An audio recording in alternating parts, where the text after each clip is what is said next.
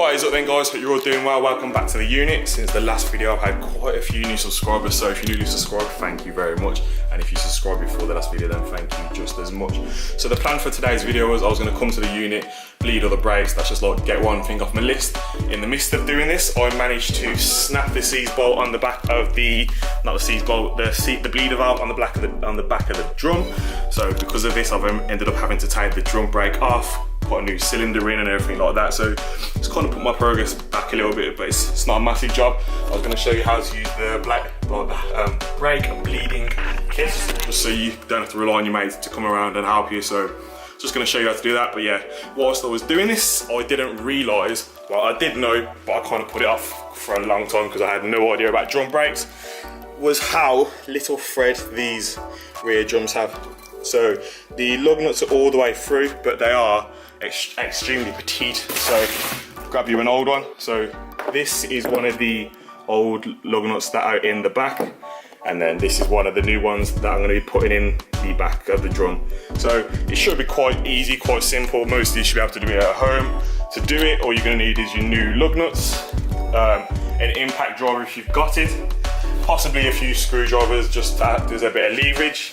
You're going to need a 30mm impact or socket so you can get the big bolt out of there, whatever size your lug nut is, maybe a hammer, and I'll highly recommend one of these. So this is a drum pulley or a something pulley, I'll probably get corrected in the comments, but anyway, yeah, this has made my job so much easier. So when I had to do this originally I didn't have this, so I just had to pry it with massive screwdrivers, and in the midst of doing that also I managed to knacker the bearings, so I've had to get a new cylinder and new bearings, so it's not been fun. But anyway, let's get to it. I'm just gonna take the drum off, I'll show you how to do everything like that, but yeah, let's do it. Okay then, so before you get started you're gonna want to make sure your car is jacked up and is completely secure. You're also going to want to make sure that your handbrake is up for the first part. Once your car is jacked up, you want to take the lug nuts off. That's if you're using it impacted. If you're not using it impacted and you're just using a wrench, then just make sure you loosen your lug nuts when the car is on the floor. But carry on.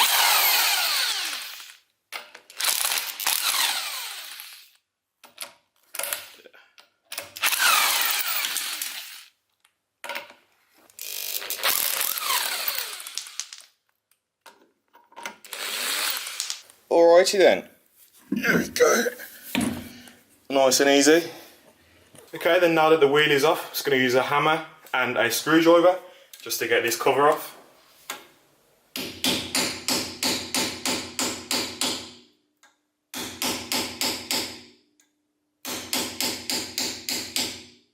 There you go, almost out. Lovely. And then changing from your 19mm or whatever you're using to your 30mm, depending on your car.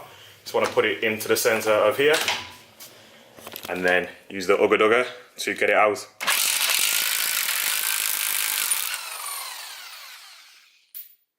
And also the way that I'm doing it is because I've got an impact to use, whereas if you were using a wrench or a breaker bar you'd want to take that off and then break it off while the car's still on the floor with the wheel on. Okay, so now that that's all off, we're going to put the puller on. We're going to be using our 19mm bolts.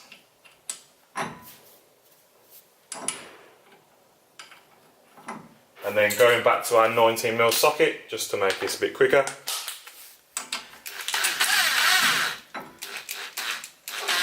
Just going back and forth.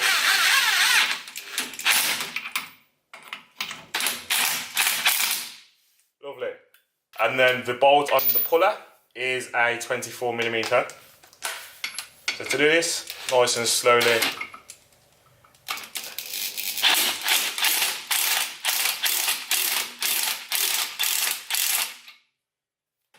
And as since this has probably been like a really long time since the hub has been off, it doesn't want to fall straight off. But I've definitely made my life a lot easier by loosening this. So I'm just going to go in there with a few screwdrivers and pry it off nice and evenly. I don't want to go just one side in like that because I don't want to mess with the bearings. So this should hopefully, have we got it? Yeah. A bit more.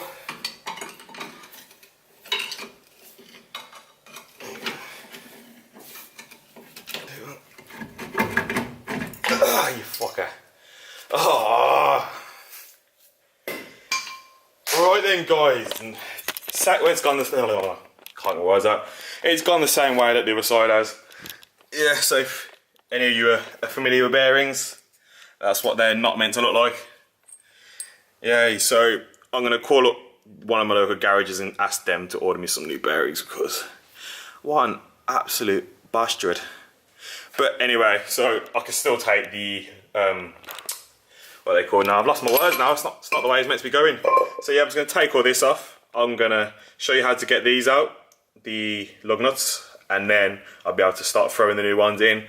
And yeah, I don't know what to say about you. All of that talk about not knackering your bearings out, and look what I've done. Yay. Okie dokie, so what I'm going to be doing now is going to be placing the rear hub on the back of 2 pieces of wood. When you do this, if you're hammering it out, you want to make sure that you have a gap in between, because as you can see there, oh, there we go. As you can see there, that's the ABS ring, so if you knacker that, then your ABS light will be on. And looking at mine is knackered, and that would make sense to why my ABS light is on. So yeah, problem solved, happy days. Not too happy. But anyway, it's gonna place that in between 2 pieces of wood, and then using your biggest hammer, simply just hammer the shit out of them. There we go, 1 down, 3 more to go.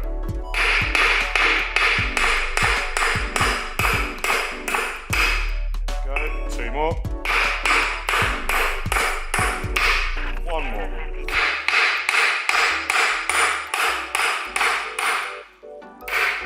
Lovely. And then we have the old 4 tiny ones. The ones that weren't holding on to jack shit. And then we have the big black ones. There we go. So the plan for this is simply reverse. So lay it down on the wood. Place 1 into the hole. It's your preference whether you want to use copper grease. I'm probably going to use a little bit, because when I hammer it down, you'll be able to see when it's completely flush. So say if I put a bit of copper grease around the top of there, and then when I hammer it down, you'll see the copper grease starting to squeeze out of the edges. So that could be like a good indicator that the stud is completely through. So let me just take that out. Right. Put a bit of grease.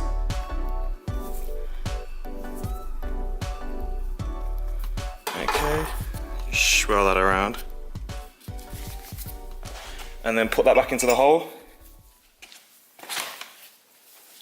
And then just to get this all the way down, because it is such a short distance between the ABS sensor ring and the stud, I'm going to be using a old socket and just placing that down onto the stud, and then the reverse, so just hammer it straight in.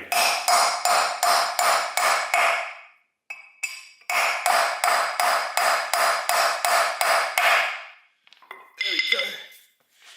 And I don't know if you can see that very well, but yeah, you can see where the copper grease has started to come through. I have seen the version of when people put lug nuts in and they use the washers, which is how I got my front extended lug nuts on. But for this, it's so much easier because you don't have to do it on the car. And yeah, it's just, I find it easier, but obviously you can do whichever way you find suits your needs. But anyway, gonna whack the final 3 in.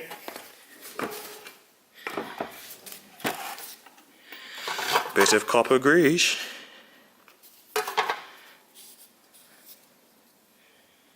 There we go.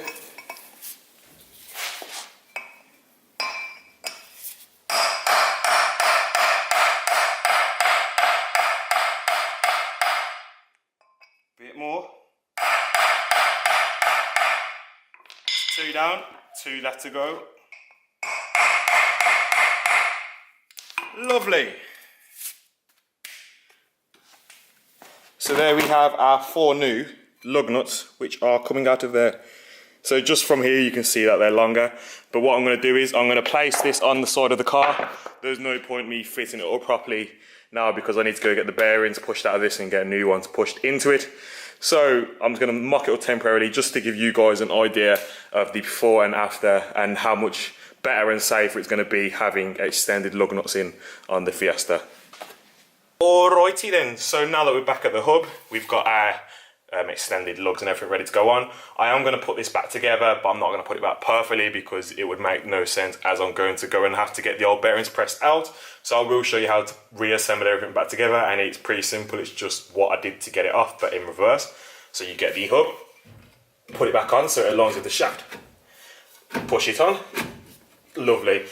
Realistically, it's not going to go on that easy because I have no bearings, as you can see on the floor.